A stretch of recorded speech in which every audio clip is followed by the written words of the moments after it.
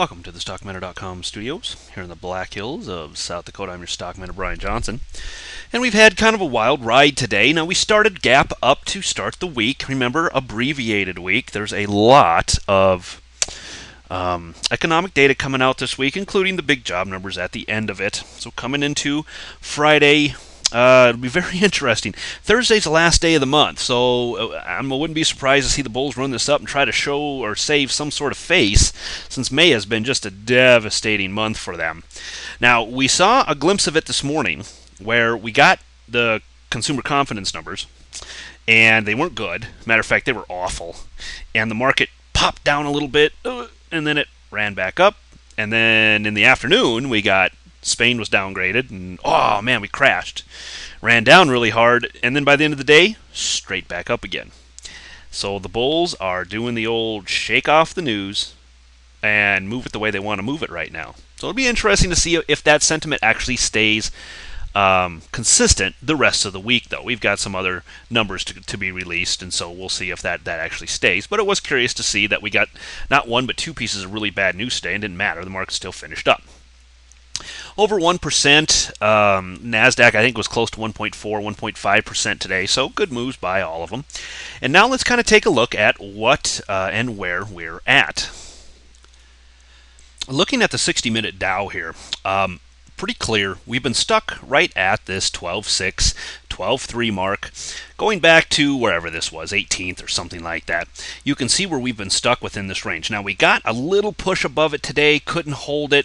And we're back up to it today. If we can get back up and over this particular level tomorrow, or even later in the week, we could see some extra bullishness come in. I would then target, one of these upper areas, probably. There's a couple places to start with, but I think 12,750 up into 12,850, something like that. Very possible we could reach the top of this 200 period moving average, but I'd start slow and do probably every 50 points, 7,750, 8,850, that type of move, just because we have stalled down here for quite a while. Could be that we're trying to build a base for which the Bulls are going to push off from.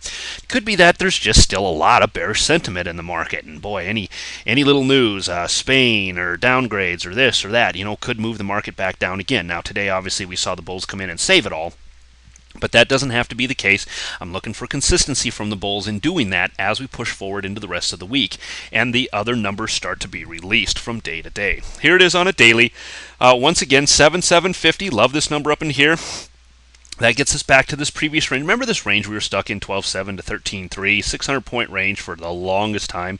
Finally got a break, crashed through it. Now guess what? Maybe we see a retest of it. That could also coincide with the 20-day moving average. So if we get back up and above this 12.6 area, that would be my first thought. Maybe we can get back up into this 7,750-ish area first. So make sure those are marked on your charts as we try to trace what the Bulls are trying to accomplish here. Now, if we get way up here into these higher levels, you know what? Maybe the Bulls are onto something here. This could be a little bit further, a little deeper than what we first had expected.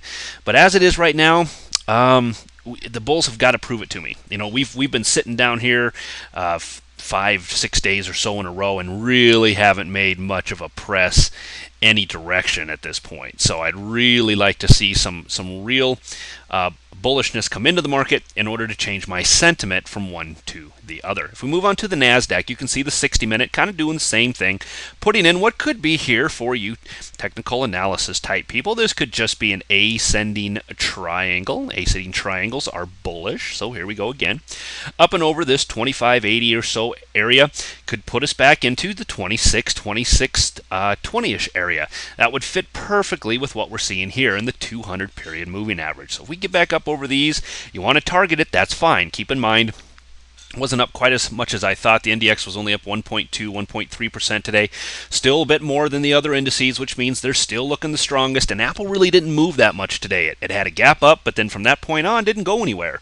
So this isn't getting much help from Apple as of yet. However, I love the fact that the NASDAQ is showing strength, and it's the one I like to go long if possible. So keep this one on your charts as well if you guys like to trade the NASDAQ. I love to trade it and trade it long. I don't necessarily like to trade it short, but I do like it long. So up and over this 2580 could get you back into 26 or even 2620. Man, 20 or 40 point move, yeah, that would be great. Nice little addition to your pocketbook by the end of the week if we can get some bullish pressure happening here. From the daily perspective, same thing. Now keep in mind that 26 area I'm talking about, 2580. Okay, still like that on a swing trader's perspective, but the 2600 becomes a lot more important because of the 20-day moving average. We push up and above that, then it's 2620, 2630, somewhere up in here. I like both of these levels. First and foremost, got to get up and over this 20-day. Just like I said, a lot of devastation being done here over the month of May to the bulls in the NASDAQ area. So if they decide to claim some property, they could do it and do it fast. You want to be prepared for it, but at the same time, make sure you know where your levels are above you so you're not stymied on this thing. I like the 2580 entry. Just be watching the 20-day moving average after that for your target. From a weekly perspective as well, we just started the week. We had a few days left, but if we continue this bullishness, I really like the 26 and 2620 area. Gee, why? I don't know. Maybe because of this 20-week moving average up there. Yeah, that'd be kind of cool, huh? So we can get some extra, oomph to the markets. Now, keep in mind, even if we hit the 20-week, it still doesn't destroy anything from a bear standpoint. But overall, it sure would make the month look a little bit better instead of being down, what would this be? 25, 40, or 350 points in the NASDAQ. Well, I guess that wouldn't be all of May. It's more like 300 points in the NASDAQ. You'd only be down about 100 points in the NASDAQ. Well, guess what? That's a little bit better. 150, that's a little bit better. Still bad, but it's a little bit better than what it was before. So, like I said, if the bulls want to try to make this kind of pretty before the end of May, that would be the place I'd be looking for them to get to by the end of the week, at least by the end of the month, which is Thursday night. So once Thursday closes, then it doesn't matter, I guess, ultimately, how that all works, because then we'll start a new month. But technically, at least by Thursday night, I would expect that if the bulls are going to try, they're going to try to get it up into this area. SPX on a 60-minute. Here was the channel that was working its way downwards. This popped out of that. This, by the way, this channel only had a couple of lines. I don't do all of the lines for the daily charts. Those are reserved for my subscribers. But now that we've broken it, I can show you this was the channel we were following for the longest time on the subscribers section, and now we've busted through that and we're on our way up. We don't really know. It's been very, very choppy, overlapping type moves. If you're an Elliotician, I call it overlapping waves. Look at these waves just coming back on top of one another.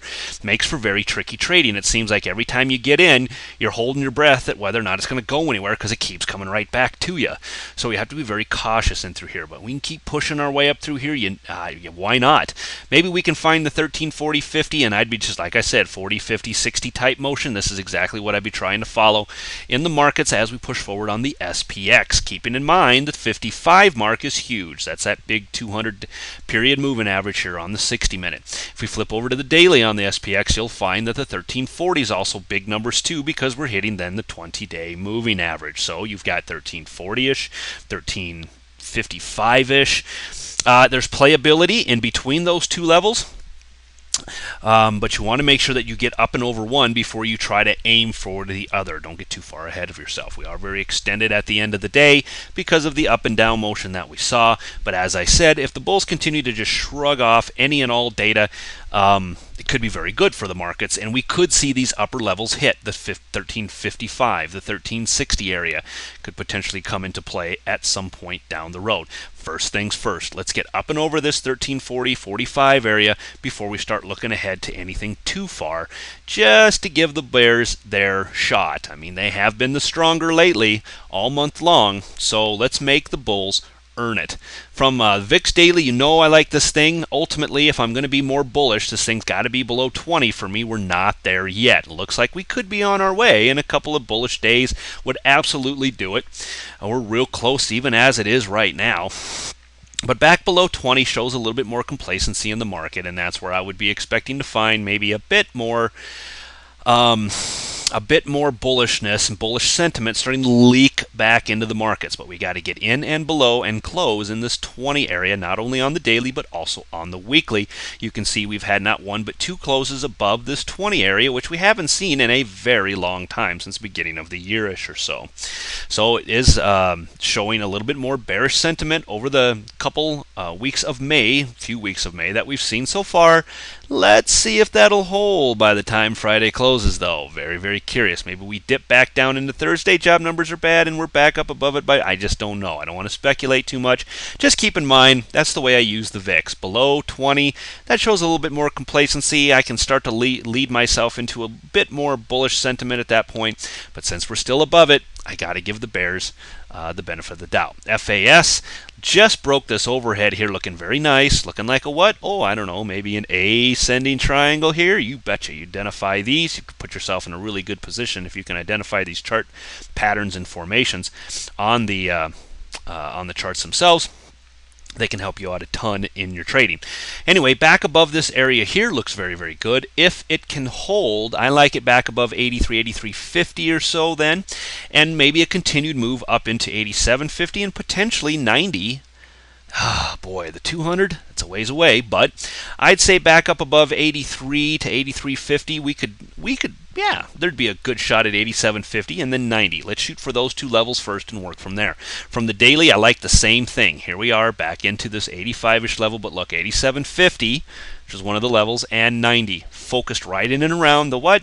Retests of the 20-day moving averages. Those could be of great importance as we push forward into the end of the week on all of the indices, including some of the ETFs like FAS, FAZ, then showing a little bit of a bearish type of a feel to it. Back below this 25.50, that might be a shorting opportunity there. Don't know if I'd be too ecstatic to be long at 25.50 in the FAZ, that's for sure.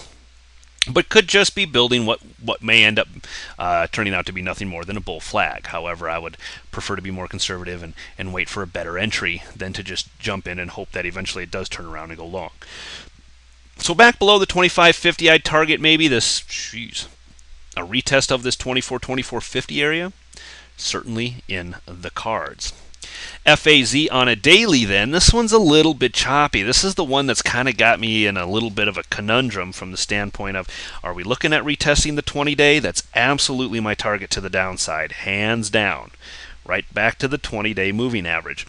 The pullback so far, and that's all I'm going to give this, is just a bull pullback before another shot upwards until otherwise proven. I like what I'm seeing here. It's very, very slow, steady, controlled on the way back. Looks very good from a bull pullback standpoint. So I'm a little less, jump into the bear side on this one. There is opportunity, I think, to day trade this, and that's ultimately how these should be traded anyway. But I like this thing to the short side only for small amounts of time. So to the short side for short amounts of time. Wouldn't be banking on a big run. If it runs, great, but I wouldn't be banking on it. I'd be looking to cover when I could, getting in, putting in a fairly tight stop, and then looking for obvious levels of support to take profits at. One of those would, of course, be the 20-day moving averages, and that's true of all the indices and all the ETFs that we've looked at today. Okay, that wraps it up, guys. That's where we are, and that's what we're looking at going into the rest of the week. It's an abbreviated week. Hope you had a great Memorial Day. Keep in mind we have 4 days of trading, so that'll affect the volume at the end of the week more than likely. We also start not only the end of the week, but the end of the month, and that is Thursday night. Friday starts a brand new month. Do it all over again with those job numbers that'll be released on Friday. Be watching for those. I'll try to make mention of that in the Thursday video as well. You enjoy these? Subscribers newsletter. Give it a whirl. I really think you'll enjoy it. A lot more lines, a lot more in-depth conversation about where we are and where we're going, and a lot more exact entries on things, both long and short, along with stocks to watch during the course of the week to trade. You can trade those in any way you want to via options or via the stocks or however you choose to do it. I also do a lot more with the Elliott Wave. If you're into Elliott Wave, I do a lot more with the Elliott Wave in my subscribers newsletter, which is a big draw for a lot of people. And then beyond that is the mentoring. Guys, if you really, really are interested in making this a living, if you want to do this professionally, if you don't want to do it professionally but you'd like to be consistently good at it, then the mentoring is by far the way to go. It's just basically like going back to college. You pay a tuition, and then you use that knowledge to make all that and more back on the once you're out of the course and moving on with your own.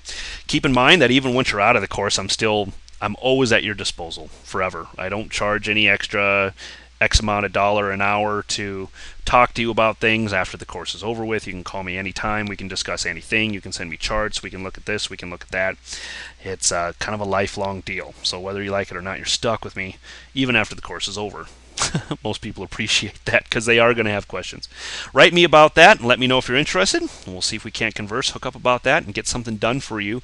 Entering the new month of June, I am ready to get started with some new students, so let's get that going. All right, guys, if nothing else, we'll see you again on Thursday. Bye.